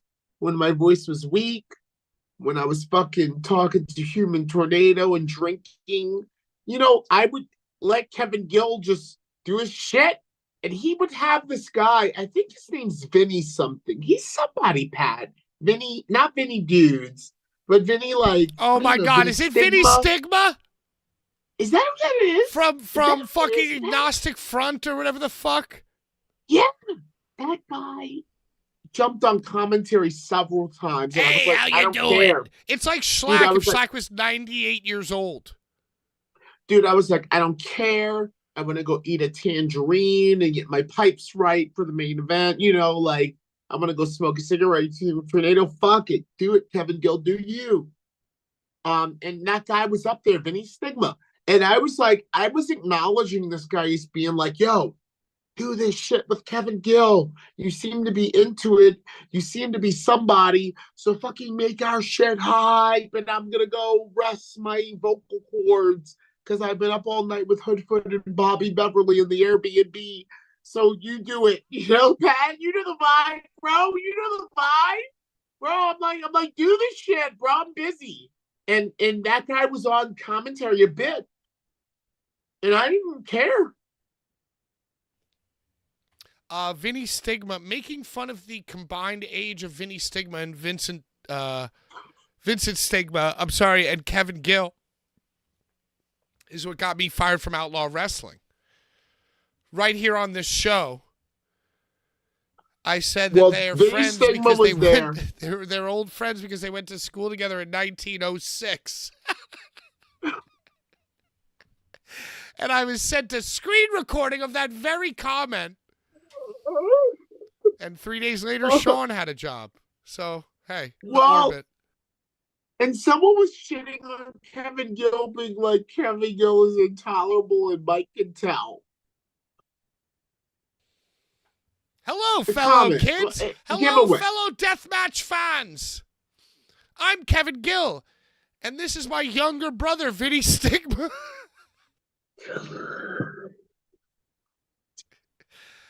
44 Lawler says, Akira rules. Stop it right now. Tony Norman. Blvd Bullies have the best giveaways, and Ginsburg actually mails stuff out, unlike some other people. Oh, my God. Tony, is it you who I owe the Vince McMahon shirt to? The fucking mystery continues. Give me them kick pads. Brew Unstoppable. Oh, by the way, Larry, huge part of the last few weeks has been the question and conspiracy regarding Schlack's foot size. And if his feet were, in fact, long enough or wide enough to bust through the socks, the ring-worn socks of Amanda that he won in the giveaway. Brew Unstoppable addresses this controversy, saying, oh, by the way, shout-out member Brew Unstoppable. We have to ask Schlack whether or not he was wearing Amanda's socks during King of the Deathmatch. Were those socks the reason he won? It's possible. It's probable. Blue Blanca, 1985. Hey, same year, Daddy-O. Says Pat was on fire tonight. Thank you. Thank you so much. Larry, did you see this video of this woman getting lit on fire in the New York City subway? Absolutely not. Absolutely not. We won't Bro, Pat, I watch niggas get lit on fire in death matches. I saw Masada get lit on fire. I don't need to see that shit on Talk or Grob or Snap. I don't need to, because I live it. Well, apparently on the dark web, there's this whole Hillary Clinton video circulating too, but whatever. Axel Nose says, what? Is it frazzle drip? Oh, maybe. I mean, I don't think you should have said those words. Oh, hold on. I'm hearing drones over my house. We fucked ourselves now, dude. You fucked us. Larry, is Baltimore getting drones? Of course. We have an honorable mayor. We have an honorable mayor and an even more honorable governor. You know who Baltimore needs? They need that guy from The Wire. Shit.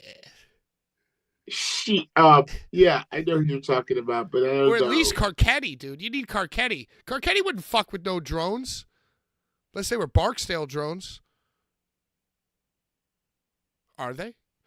Hey, Axel Nose says, Violent J is such a wish. Wait, Violent J is just a wish John Wayne Gacy, but raps about killing people because he has no balls to actually do it.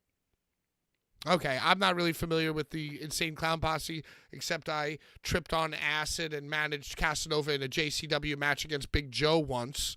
And at the merch stand, there was a $40 t-shirt of Violent J and the Terminator 2 movie poster mashup.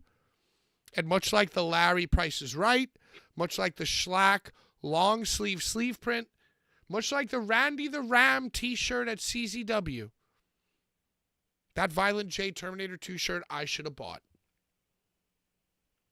Horror, pain, gore, death says, Happy holidays, bullies of the wood, bulls of the wood. Was great to see Nick at the BCW show on Saturday. The rest of the card sucked, though. Vampiro match was terrible. Tremont opened against B-Boy. Pet that pussy, Larry. I guess at the time of this comment, you were stroking one of your cats. I'm mad my girl's not here. I'm not sure if anyone else realizes this. ECW ran guilty as charged at Hammerstein Ballroom in January of 2001. And the guilty, not guilty thing is a nod to them. They even have Masato Tanaka, Little Guido, Super Crazy, and Tajiri on the show. Subliminal advertising. Larry, did you realize this? I don't Did you realize care. how many levels? I don't care. Okay, me neither. I don't care. I don't care. Axel Nose goes on to say, bro, that's a sick giveaway. Alex Colon doesn't get the love he deserves. He should have been XPW champion longer than he was. Agree.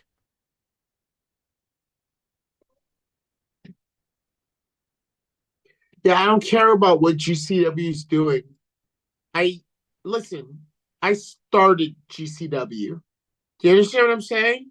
Like Danny and Brett were the ones who swindled Ricky O out of JCW, but the nigga who fucking like lit that fire to be like, oh, this is some shit to even watch, is me. Couldn't agree more, Lar. Wesley Easter says, Merry Christmas, y'all. And member Jobber Radio says, quote, don't work yourself into a shoot, brother, end quote. Pat. He quoted me as saying that. Parentheses, definitely not somebody else. So those are the comments from this week, Larry. Your favorite part of the show. I mean, listen, once you offer up those kick pads, dude, you knew it was going to be on fire. You knew there were going to be a lot of comments, a lot of branching How off. many? How many? How many comments? I'm seeing 25 right now. Silver. Crip shit. One of them is my own, of course. And so our honorable giveaway champion, Bad Take Bri, the giveaway guy, did in fact send me a screen recording of, and I don't know if you can see this. The whole controlling of a narrative being spoken about the new Oh, apparently Brian, I guess, was listening to the old program when he did this thing. Hold on, let me turn my volume down. But anyway, there is a wheel. Everyone's name is on it. I'm spinning it now. Put it on. Put it on. Show.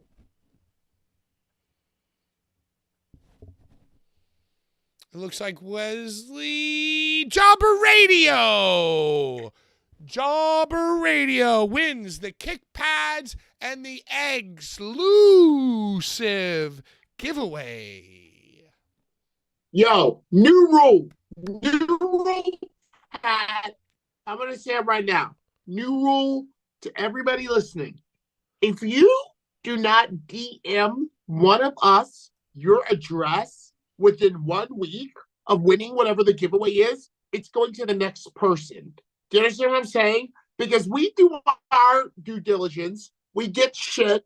But sometimes y'all motherfuckers don't tell us your address because well, maybe that's not you're true like, because I've definitely gotten DMs of addresses and forgotten them, which is why I need whoever won Well, the Vincent right, Van no, shirt to send it back to me.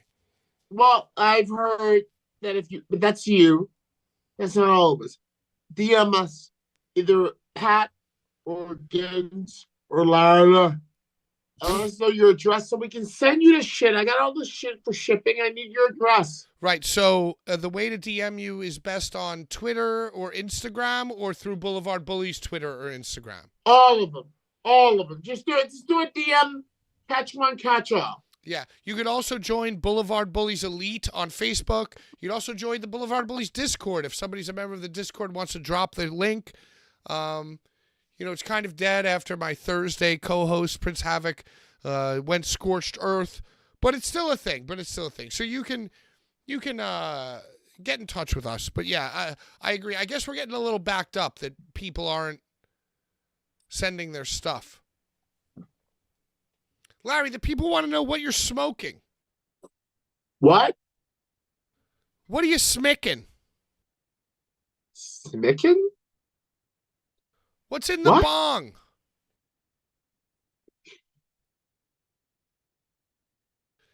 Is it crack? It is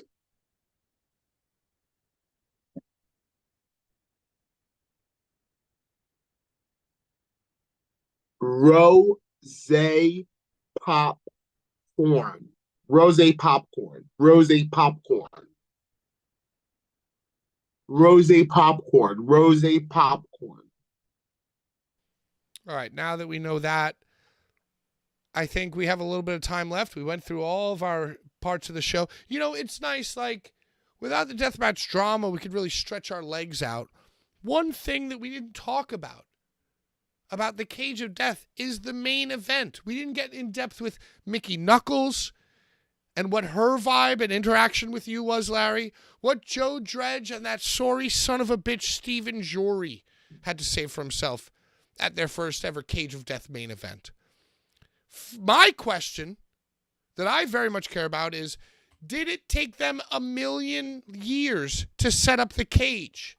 What was the cage assembly like? Because every time I've been there, the story, front page headline, in my mind has been, wow, they should have practiced setting this cage up.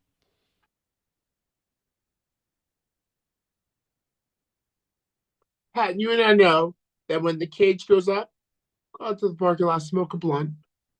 Pat, you and I know. Blunt time. You and I know.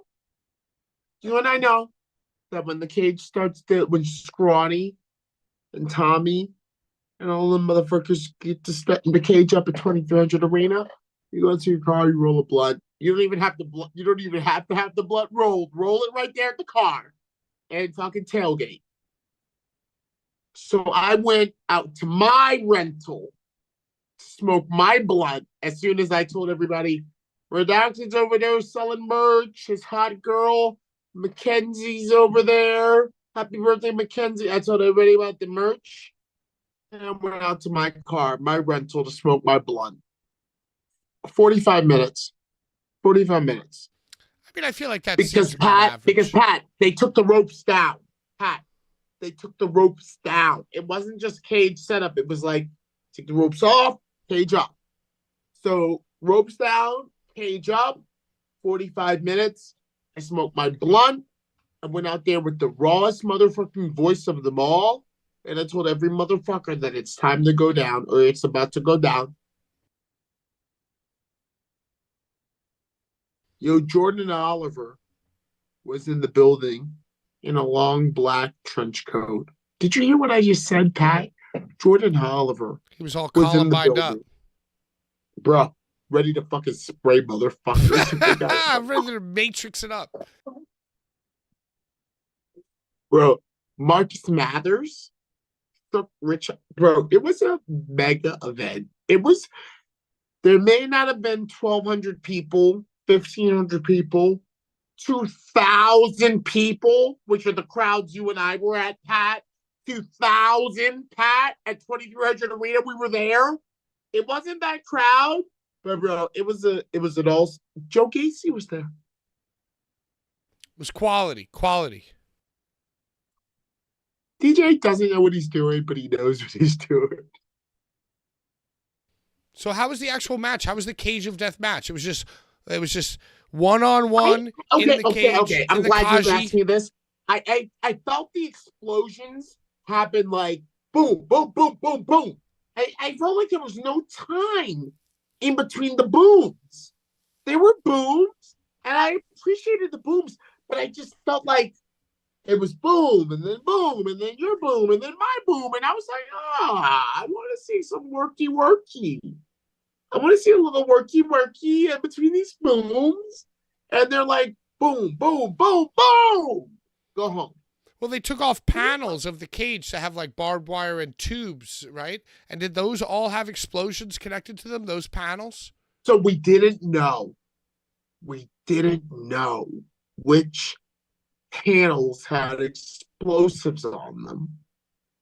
And that's what I'm kind of like, when I realized it was just the two opposite, these two, this one over here and this one over here. I thought the one that I went through, that I walked through the door, had explosions too. and the one on the stage where they came out at explosions too. So I guess I kind of was expecting explosions on all four sides of the cage, and there was only explosions on two sides of the cage, and then there was bat. There was bat. Yeah, they had the bat bats. And then in explosions. the final moment, the bundle that they fell through had explosions as well. Yes. Yes. They did a good job of rigging it. Because they worked me. Just like when Jimmy Lloyd came out, and I was like, who the fuck's that? I'm like, who is that under Well, that wait, purple mask? But what was the last match? Cage of Death was the last match, obviously. Yes. And Nick Gage came out at the end of Cage.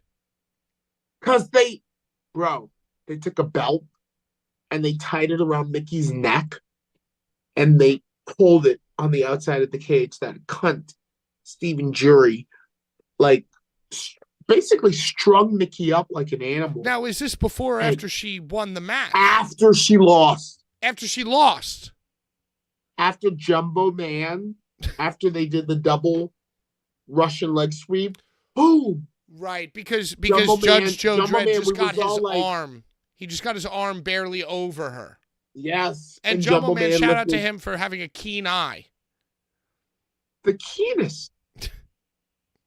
The keenest. And they beat her ass. They fucked her up and was like, bitch, you didn't win Tournament of Death. You're Now, a I mean, bitch. if You're it's a- all the same, why wouldn't you just have her win? Why wouldn't you just have her win and then Bro, they beat people her up because shit- they're bro, mad that she bro. won? Bro, the gathering of people that were there at the ACX1 studio were pissed. The Dread that Jumbo Man raised Judge Joe Dread's arm. They were mad. They were Fucking mad. Jumbo. They were like, fuck this shit. Fuck this shit. You know, they were like, fuck this shit. Like, what the fuck, bro? Like, So they had her lose and then they beat her up after because she lost. and then Did he mosh pit? Did he mosh pit out? Did he do the redacted? Yes. He was just chasing people Yes. around, thin crowd. Yes. Yes. He did the shit. And he chased them up. He gave that blonde haired cunt vampire Lestat wannabe bitch Jury. He gave her a shot with the tube. Little tube. And that was like her career made. She was like, I'm a maid. I man finally now." did it. I'm going to write a book.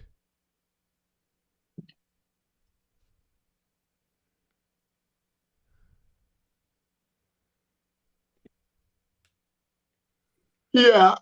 Notice, we're talking about Rich Swann, Drake Younger, John Moxley. Nick Gage hasn't revealed his full face to the world yet. Hasn't been like, look at me. I'm proud to be clean shaven and beanieless and sober. Did you read anything into that at all? Or Shame. Shame. he's still carrying the sham? Shame.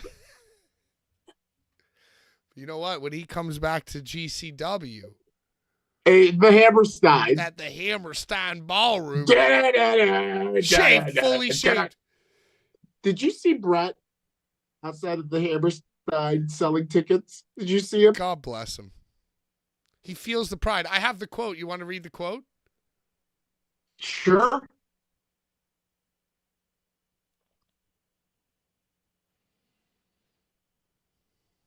I have this picture here. So first of all, Joe Janela tweeted, GCW has sold out and packed buildings all over the world for the past 5 years, including places like Wyoming and Honolulu, and is the most successful indie wrestling promotion of all time. Week after Hammerstein will be back in England and in France, and for the first time those shows will likely be hugely successful. Losers like you have created an echo chamber of false information like GCW is failing, And of course, AEW is obviously a much more successful promotion. Like, what is the statement trying to prove? I mean, I don't know what this is in response to, but I guess I'll chime in and just say that you're an idiot. I think all these statements are just trying to prove one thing to you, to Brett, to MLJ. It's just shut the fuck up. It's just you're an idiot. It's just you're not as fucking cool as you think you are by a large margin. And you know what?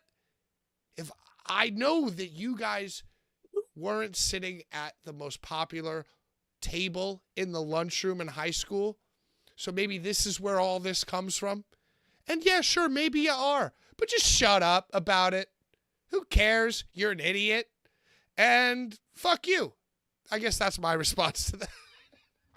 You know what I call that, Pat? You know what I call that? And you will appreciate that. That is 100% Judge Judy justice. What do you mean by Judge Judy? Don't drag Judge Judy's name in the mud. I'm not. But that bitch tells it like it is. You're an idiot.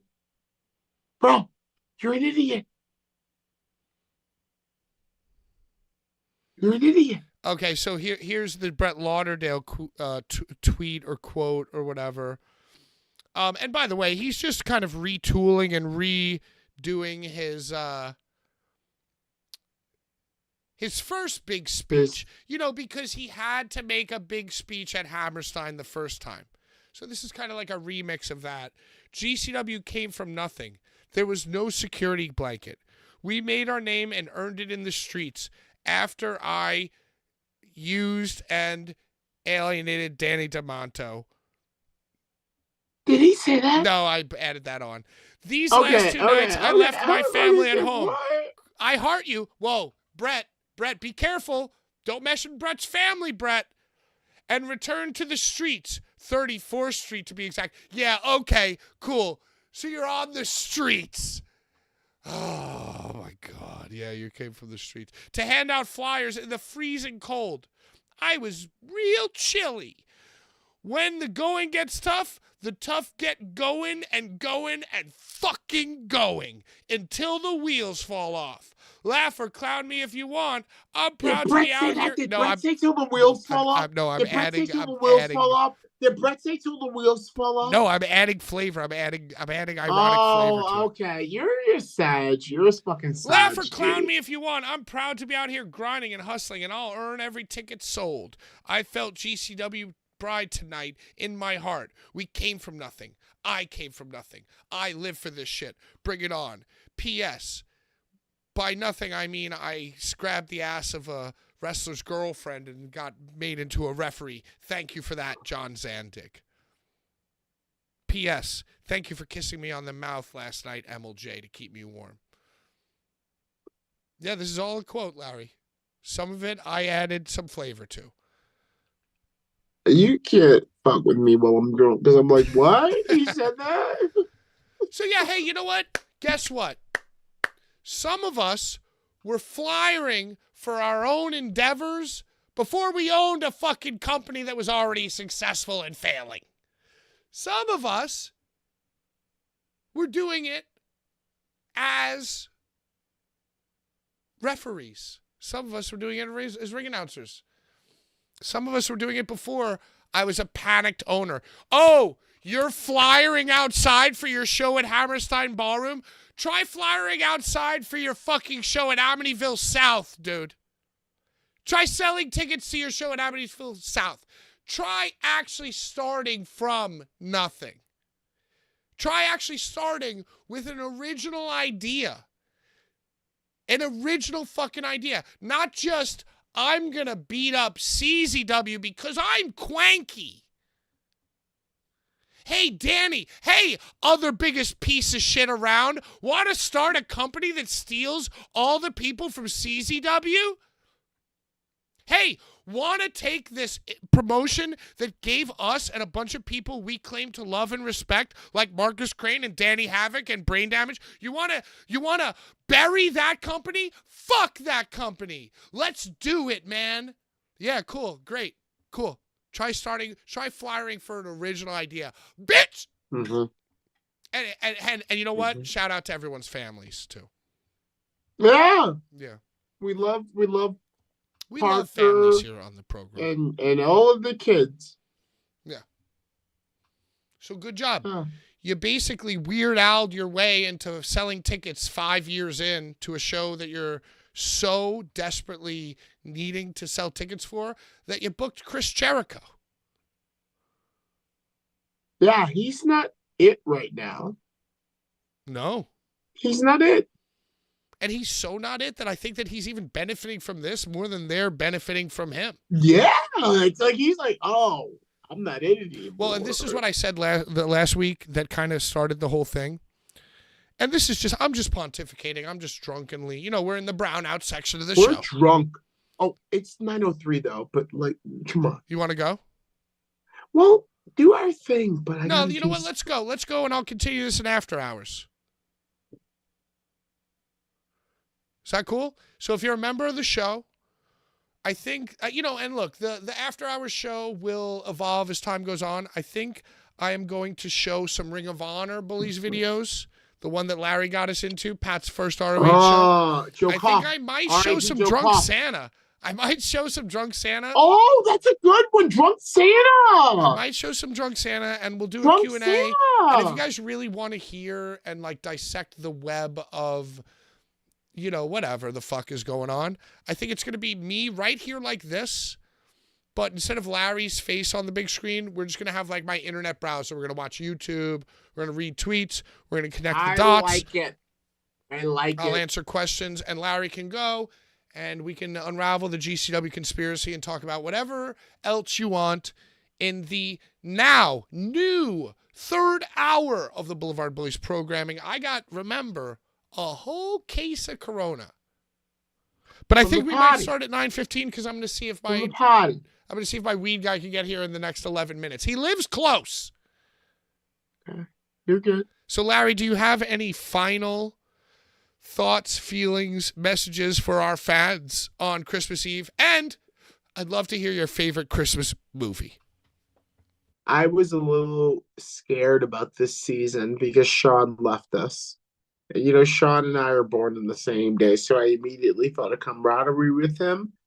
But I almost feel like that it was best for business. And Sean, if you're listening, you understand what I mean by what I'm saying, that it was best for business. Yes, I'm grateful for his additions, for his departure, and grateful for all of y'all that tune in and let me know at every show that I go to. Pat and Brian, you listen to this, and Sean, you listen to it too, and Amanda as well, and Rob Black as well. People let me know at every show I go to that they love our podcast. They watch every week. They love it. They love it. They love it. Keep on loving us. Keep on loving us. That's all. I guess I'll just echo Larry's message and say, thank you for watching. Thank you for caring. All the messages that I get from in between Tuesdays, I love. I love chatting with y'all. And yeah, we look forward to this show. And like an Alex Cologne kick pad thing. Or, just a very subtle Larry the Legend from somebody who doesn't want to admit. The kiss pads. We appreciate you. All the members, we love you. Brian, we love you. Alex Cologne, Judge Joe Dredd, Mickey Knuckles, all friends of the program. Hell, even DJ Hyde himself. He paid me. He paid me. Thank you for paying Larry. So listen, all of the members of the Blvd Bullies family, all of the members of the Blvd Bullies Nation, put out those milk and cookies. get ready for Santa Claus celebrating, as Brian Oh would my call God, it, it's Christmas Eve. Presents Day. Light that menorah. Do your thing. All the things. Faith is important. Family is important. It's important to celebrate. And it's important to buy and give greeting cards to people to let them know you love them. However, if you are one of our enemies, coal in the stocking, 0 Christmas cards, all returned to sender, and most importantly, whether it's Christmas Eve or Christmas morning, die slow. At a time. See you on afters. Bye-bye.